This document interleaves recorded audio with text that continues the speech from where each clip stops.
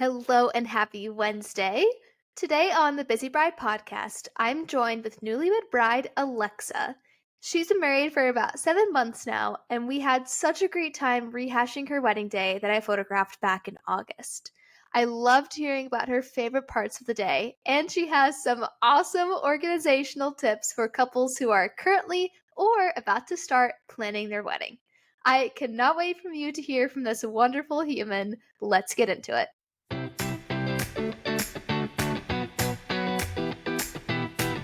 Hello and welcome to the Busy Bride podcast. I'm your host, Gabriella Marie, and I created this podcast to help you research vendors and learn valuable advice as you plan the most special and true to you wedding day of your dreams. Let's get started.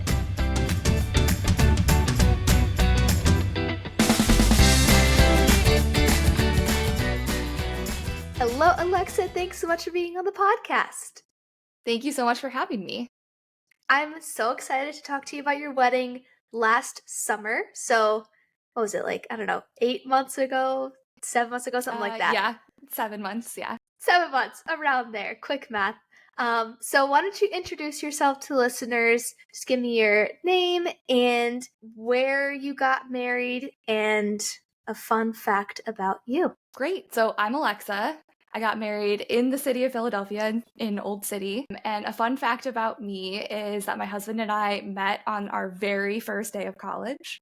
We did not actually start dating on the very first day of college. We waited about 6 months. We were friends beforehand. But it's pretty cool to be able to tell people that first day out of the house, living somewhere besides home, I met the person I'm spending the rest of my life with. That's amazing. What was it like? Was it during orientation or was it in a class? Yeah, it was during orientation, the first event we had after we got to move into our dorms. We all got together with our Welcome Week group, and Connor happened to be in my Welcome Week group. Yeah. Man, so the people who randomly selected names, they knew that they were making a match made in heaven. Yes, they did.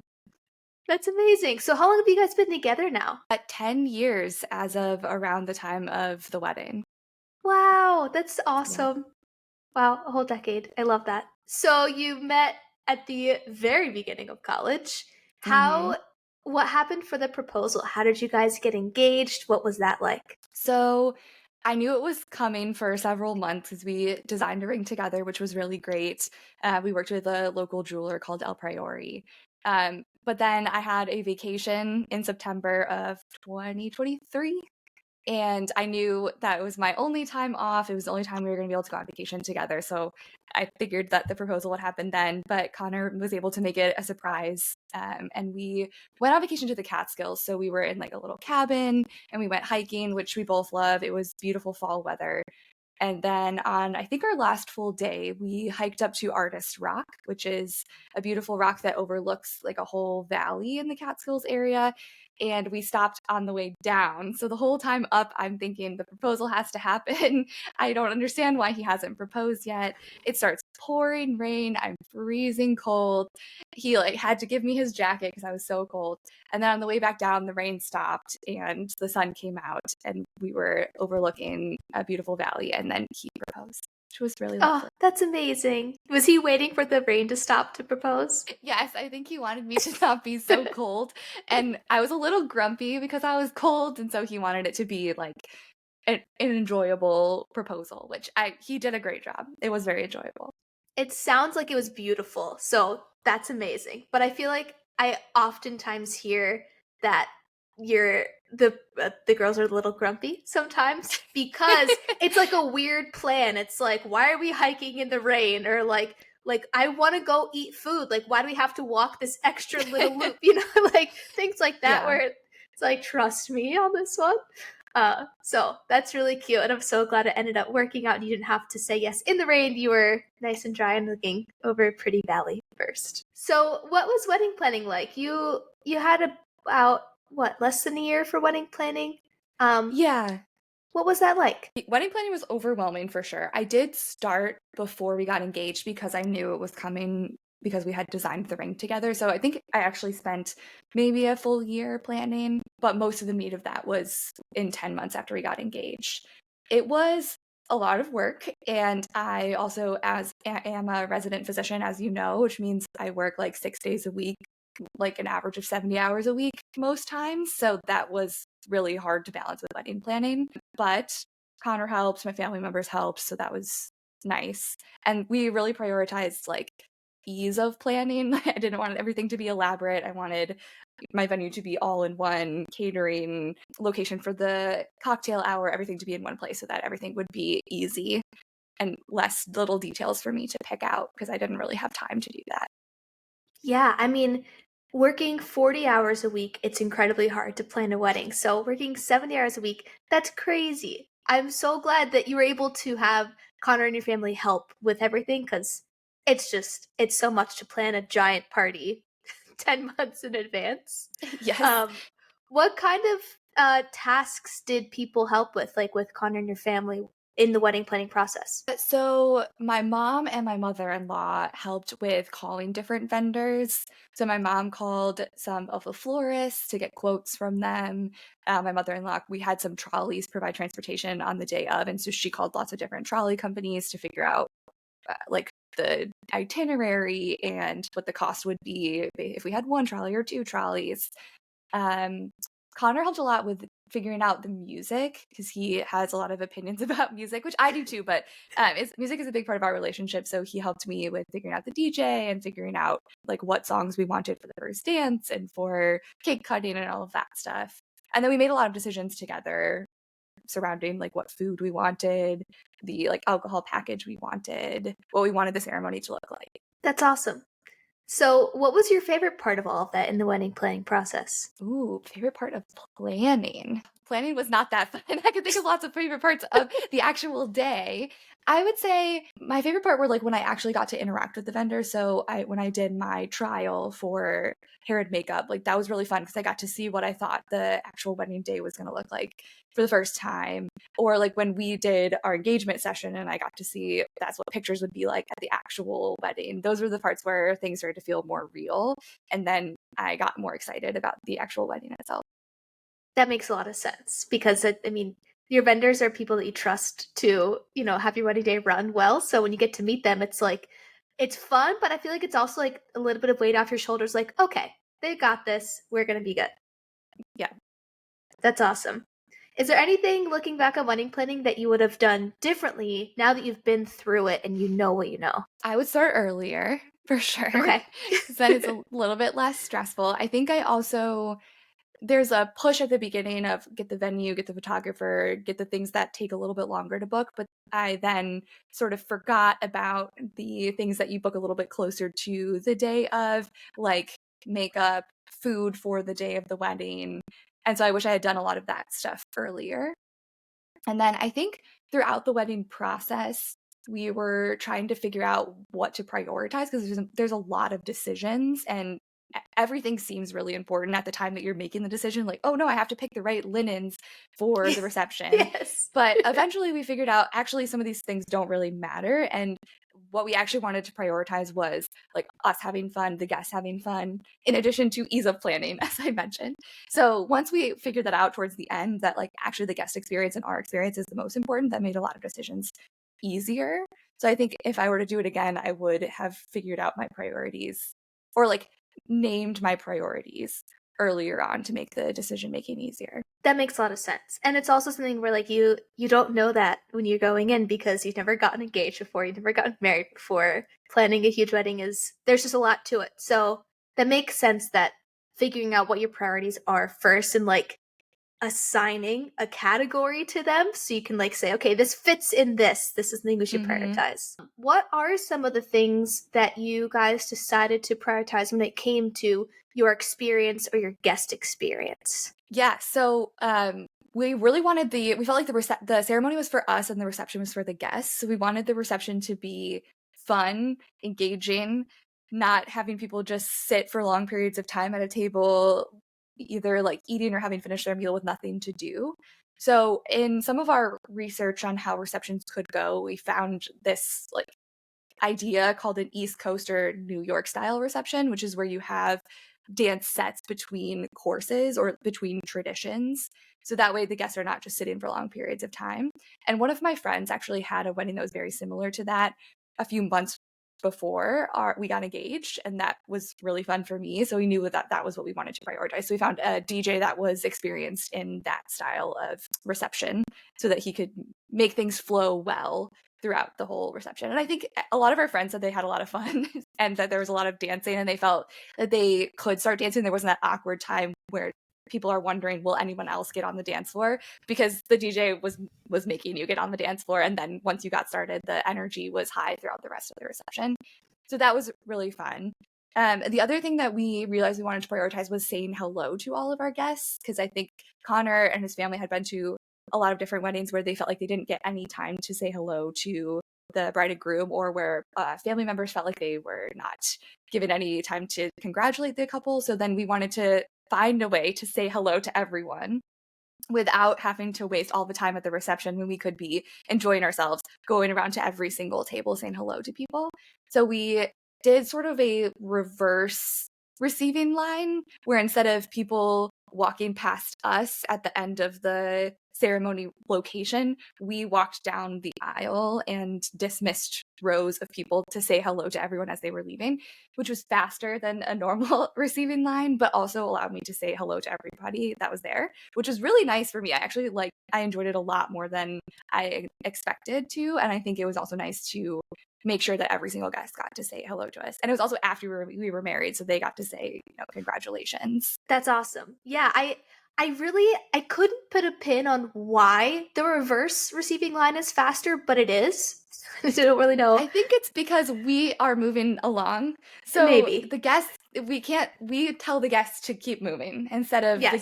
guests being able to trap everyone else behind them in the Yeah. receiving line. It's like, okay, we need to move on to the next guest. And I don't know.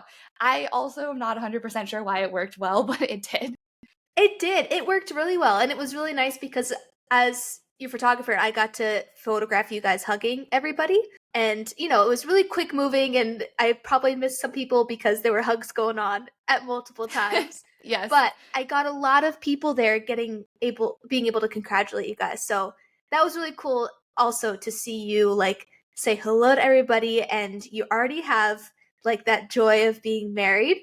And so it just exudes so much more when you get to see all the people that you intentionally invited to your day. So I loved that a lot. Big fan of the reverse receiving line.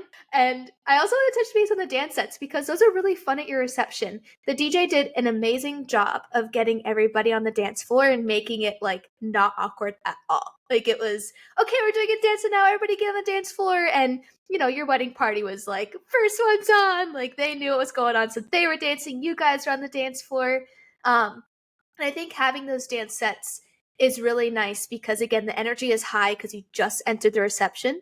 People came from cocktail hour, so they had a bite to eat. They had a drink in hands. They weren't waiting on an empty stomach at all. They were nourished. They were okay. And so then instead of waiting for dinner by just watching first dances, parent dances, or listening to toasts, it was more interactive and definitely more of an experience for them that way. So kudos to all of that. Thank you. And I have to say that the pictures that you took of us greeting people in the receiving line are some of my favorites of us with guests. Obviously I love the portraits and the wedding party portraits, but those ones you can see a lot of genuine excitement, and that's one of my favorite things about your photography style, and I thought that was a really good example of that kind of photography. That makes me happy. I love looking out for the smiles and the hugs and the laughs. So receiving those are a great spot for that because you guys are pretty stationary and you're saying hello to a lot of people. So I move around, I try and get different angles, but the emotions are really fun to capture. So I'm so glad. Hey, I wanted to take a quick pause from today's episode to talk about a brand I absolutely love, Artifact Uprising. If you're in the midst of planning your wedding, you know just how many little details there are to think about. And one thing I always recommend to my couples is investing in beautiful, high-quality stationery that truly reflects the style of your big day. And that's where Artifact Uprising comes in. From stunning save the dates to elegant thank you cards to custom photo books filled with your engagement photos that you can use as a guest book at your wedding, Artifact Uprising makes it easy to add a personal touch throughout your wedding journey. And as a photographer, I love the way their designs complement beautiful photos and their paper quality is top notch. So here's a little something just for you. If you use the code Gabriella15 at checkout, you'll get 15% off your order. Whether you're curating the perfect invite suite or putting together a custom guest book, Artifact Uprising has you covered with gorgeous, easy to design options that make your wedding look and feel even more special. So head over to artifactuprising.com, use code Gabriella15, GABRIELLA15 for 15% off, and start creating something beautiful today. Now let's get back to today's episode. Okay, we kind of already moved into the wedding day. So what was getting ready like for your wedding? Is it what you expected or was it different? I think it's about what I expected. My maid of honor was absolutely amazing and made sure everything was planned. She had amazing breakfast there for us. We had a playlist going in the background. And I had a really small wedding party, which I knew I wanted because I just wanted to be my closest friends and my new sister-in-law. And then my mother-in-law and my mom were also a part of the getting ready process. And that was just, I like it being intimate and just like fun. And then it was nice to be able to share the exciting moment of like coming out in my dress with my mom and my best friend, and then have like really pretty pictures in the beautiful Renaissance Hotel penthouse, which had beautiful windows and beautiful lighting. So that was also something I didn't think about beforehand, that getting ready pictures could be so pretty, but they turned out really great. I'm so glad you loved them. Yeah, the penthouse was awesome. They had like, was it floor to ceiling windows? If it wasn't, it was really close. Yeah, I think it was floor to ceiling. Yeah, so it was just a lot of light coming in, and I feel like windows also give you more space, which is really nice. And I think space is huge for getting ready pictures because it allows, even though it's like space equals bigger, it allows the photo to be more quiet, if that makes sense. I don't know. So I love the photo of you. Your veil is like just on, and you're kind of like facing away from the camera, so we can see the back of your dress with the window behind you.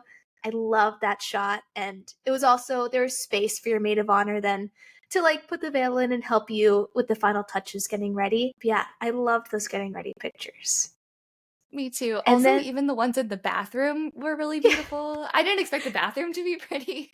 So, yeah, I mean, also that was part of the reason that I loved the Renaissance Hotel as a venue, is that they gave me a place, and Connor a place, to get ready, which was great for pictures, but also just really convenient for us. oh yeah, so convenient, and also like yes, you have a place for pictures, but your stuff also has a place. So you have to like carry your things throughout the city. They're just like, okay, they're in our hotel room, which we have a key for, and there's a hotel desk, and if we need anything, they're there. It's like peace of mind, safety there. So what was it like then doing your first look? Because that was a really, really sweet moment, and I loved capturing it, but I want to hear Yeah, how it was for you. that was one of my unexpected favorite parts of the day. I didn't realize how nervous I would be as the day was starting. I don't really like to be the center of attention. Connor doesn't really like to be the center of attention. So then having the first look was a really great time to reground ourselves and remind ourselves that this is about our wedding. This is about us.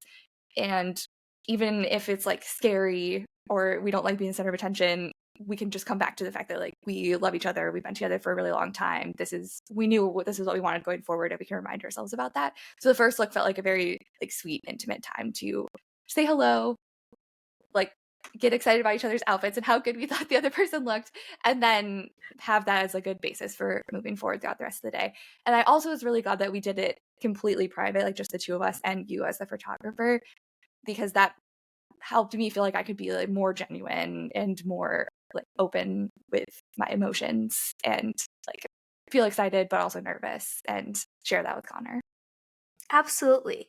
What was it like having, me there, the photographer? Like were you aware of me there, or were you able to kind of like dissociate from the camera and just be with Connor? I think we were able to dissociate from the camera, partially because Okay. we felt pretty comfortable with you after having had multiple meetings and the engagement session, that we knew you were doing your thing in the background. We didn't have to pay that much attention. And also, we chose to make it a moment where we focused on each other and dissociated from the camera. That's awesome. Yeah, I think the choosing to do that beforehand is a big aspect too. Like setting your intention like, okay, this first look is for us having a moment by ourselves, being able to be authentic with each other. So Mhm. I'm glad that that's how it was. Big fan. And then we did some portraits of you guys. We did some wedding party pictures. We did family pictures.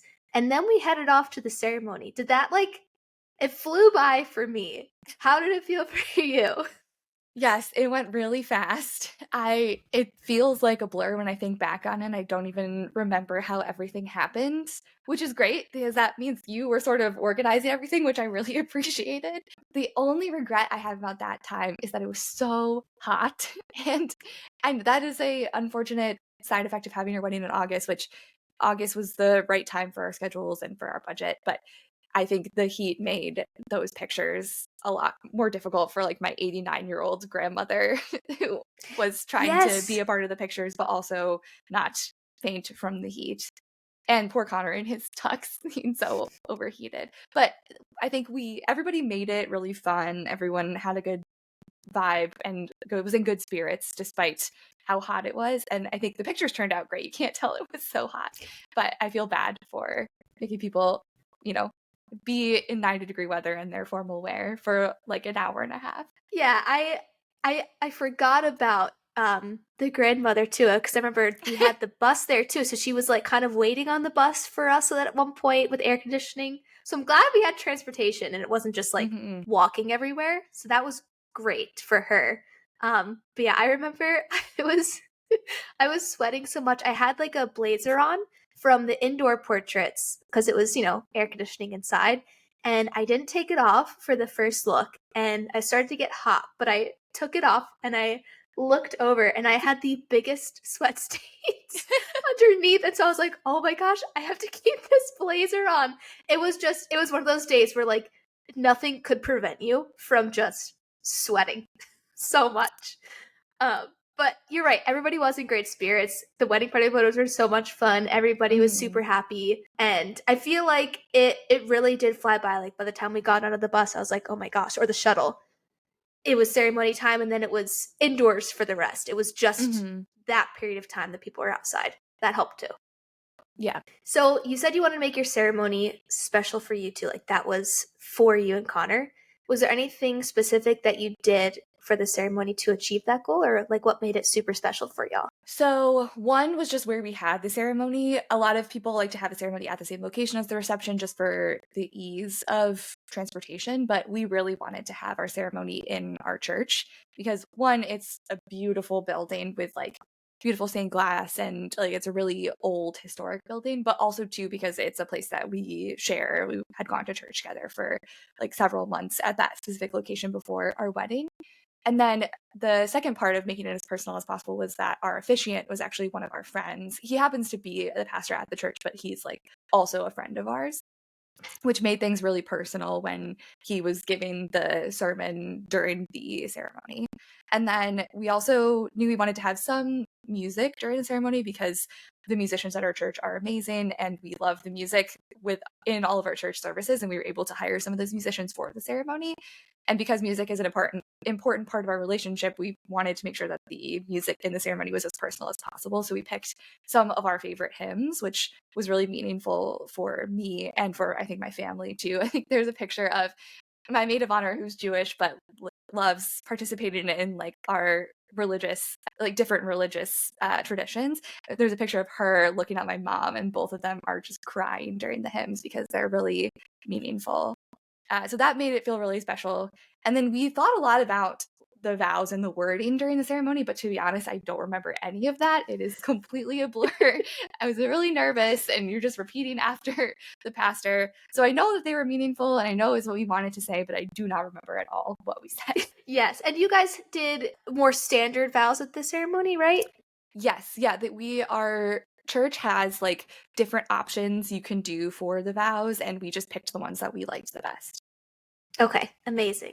Yes, it was. I do remember it was a very emotional service and ceremony, and it was so beautiful. Like I as a photographer, like seeing all of the emotion come out when you are actually doing the thing that the day is about and like promising forever to each other, like it's so beautiful. And to see family members and wedding party members get teary eyed too is like, ah, It's perfect. So I loved your ceremony, and it's coming back to me as you're telling me. Like, I forgot about the musicians, but I do remember that having like time to stop and sing, which was really awesome. I feel like sometimes when people get married outside of a church, they don't really make time for that. It's more like all about the vows and getting married, which is awesome. But having that time to just like take a back seat and kind of be present in the moment and connect with the reason you're there through hymns is really cool. So after the ceremony, you had the reverse receiving line, and then we did some more portraits. Tell me about how the experience was for you doing those portraits after the stained glass window and then also going back to the bank. Those are some of my favorite pictures. I have a bunch of pictures as my phone background, and most of them are post ceremony portraits. One, because I loved the stained glass windows. Those are beautiful. That's exactly what I'd hoped for when I told you that I wanted to take pictures in front of the stained glass. It came out exactly how I hoped. And then the ones at the bank, I think we look more just relaxed and happy. And I remember feeling really excited to be finally married and about to go into the reception. Yeah, and I think they just turned out really beautiful. I also wanted the vibe of some of our pictures to be reminding us of Philly and the fact that Philly plays a significant role in our past several years of our relationship. So having portraits where we were like in front of the bank, you could see that it's a very Philly setting, also was really special. Yeah, I think because when you take portraits, you're smiling and you're excited and it's your wedding day and it's the smile is genuine and happy, but there is like a slight difference in maybe it's like your posture or like the muscles you're using when you smile on your face. Before a ceremony, the smile is like super excited, anticipatory, almost like there's a lot of energy buzzing around. And then after ceremony, still smiling, but it's more of a relaxed smile, like more confident almost. I don't know how to phrase it, but there's a difference in posture and like in the way your smiles are portrayed in multiple couples that I photographed before and after. It's just like oh, we did it. We're chilling. We're married. Let's take a couple more pictures and then we'll head inside and party.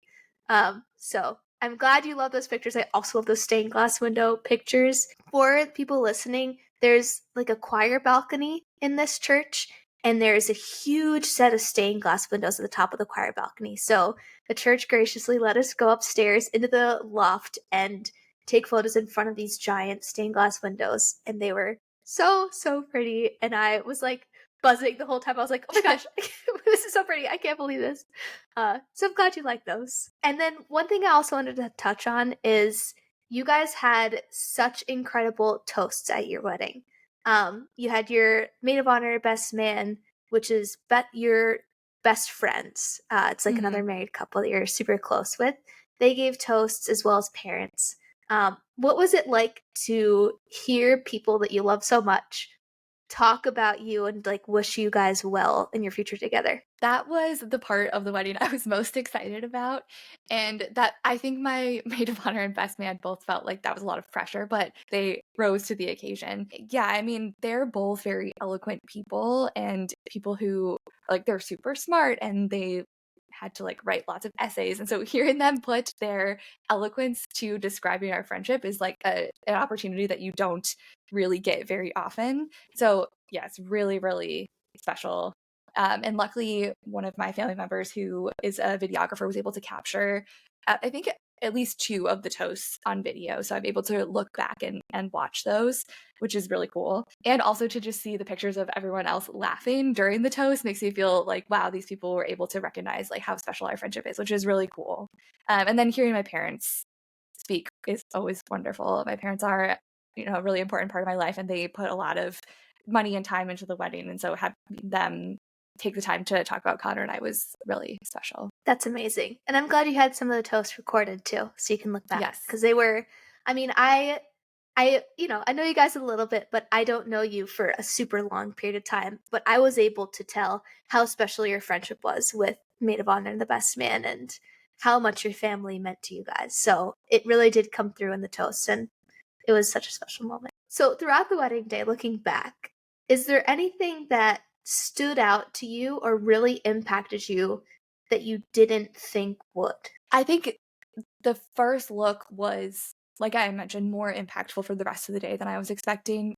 I never wanted to do a first look just for the concept of the first look. Just, I feel like some people are like really excited about having their groom see them for the first time in their beautiful outfit.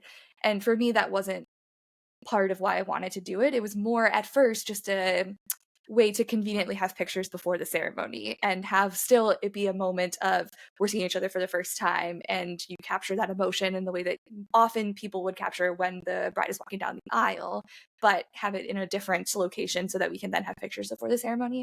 But it ended up being a lot more special and grounding than I expected for something I had planned originally just out of convenience for making the day flow as well as it possibly could. And then I guess the other thing I wasn't expecting to be as beneficial to the rest of the day as it actually ended up being was the receiving line, which we already talked about. But that was a sort of last minute addition by my mother-in-law, who had seen it at another wedding and was really wanting us to incorporate that. And I was a little bit skeptical at first because I don't like receiving lines in general. But like we talked about, it ended up being amazing. Yeah, and I think that those two examples show that on your wedding day, there's going to be so many special moments. And even if you may not think something will be beneficial for the flow of the day or add a special moment, it most likely will, because it's a day that's so special. You're getting married to your best friend, promising forever, and you have all of your people from both of your lives together in one place to celebrate you and support you and be there for you. And so the little details around that, like logistically doing a first look or having a receiving line, being able to talk to people, you don't really think about that wedding planning because that's not like, on the list that you get from Pinterest of like how to plan your wedding, but it ends up being a big moment. So I think it's cool to hear that something you were like skeptical of at first or like didn't really think about the repercussions of, like the first look ended up being really special moments. So I'm so glad to hear that. What is, wrapping up, one of your biggest pieces of advice for brides, for couples planning their weddings? It could be either be like a wedding day piece of advice or something in the planning process. Okay, I have two. So Go for one it. is the priorities thing that I talked about earlier. Like, I think figuring out what you want to prioritize and then making decisions based on that makes the whole process feel a lot smoother. And for us, our priorities, like I mentioned, were ease of planning, but then also the experience of the guests and our experience on the day of. And then budget was also something that we had to think about. So for every decision, we ended up, whether we knew it or not, balancing those three priorities. And I think by the end, when we were able to articulate that better, it made the decisions a lot easier. So I would advise people planning in the future to try to figure out what those priorities are so that you can prioritize your decisions based on those things that you want to make sure are front and center during your day. And then the other thing I would say is stay organized. I'm a big fan of spreadsheets. I make spreadsheets for everything. My friends make fun of me for it, but I have a giant wedding planning spreadsheet, and that was the only way that I was able to keep track of everything. As you're looking through like hundreds and hundreds of vendors, keeping notes in the spreadsheet of these are the vendors I like the most. This is how much they cost. Here is a link to get a quote. Here is what I've done so far to contact them.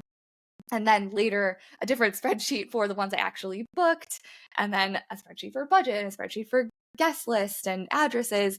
I literally would not have been able to keep track of everything, especially with how busy I was without a spreadsheet. And it also allowed my mother-in-law and my mom and Connor to see what was going on and contribute and like add things as they were helping out. So I would advise people planning a wedding, especially if you're trying to do it either without a wedding planner or in a like shorter period of time, to stay as organized as possible.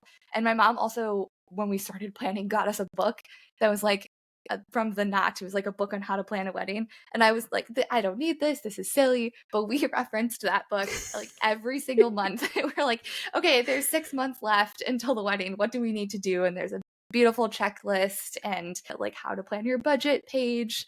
So not sponsored by the Knot, but that was a really helpful book. And I'm sure there are other versions of this, but things like that will really help keep me organized. That's amazing. I love that. I'm also a spreadsheet girly, so I feel you on that. But I never thought about making a spreadsheet for meeting with different vendors. But that makes so much sense because they all kind of probably start to blur together, well, especially if you're doing it in a short period of time. You're kind of fitting in meetings where you can. So that's a great idea, keeping them organized beforehand.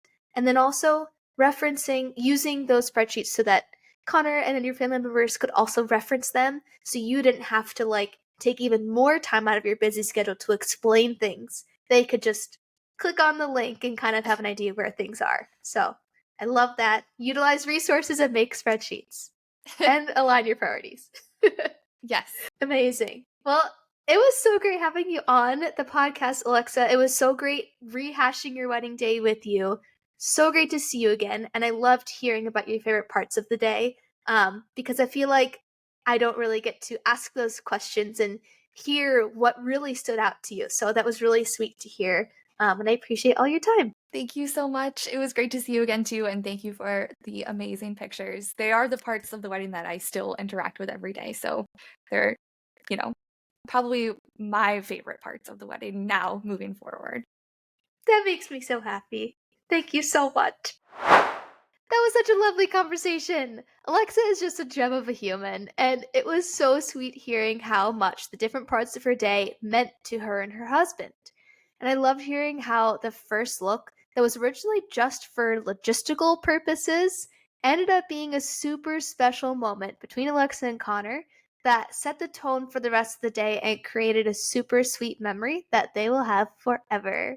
And with the reverse receiving line being an important part of their wedding day, I'm so glad they ended up doing that because it ended up working so perfectly. It went super quickly, and seeing the joy on their faces and on their guests' faces, being able to interact right after the ceremony was really cool. I hope you're able to take something beneficial away from this episode. I don't know how you couldn't have. So your wedding day can also be full of intention and maximum goodness. Make sure you click that follow button if you haven't already, and share this episode with your friend who is probably getting engaged soon so they can start aligning their priorities and making their spreadsheets. Thank you so much for listening. I appreciate your time. Now go hug your person, and I will see you next Wednesday.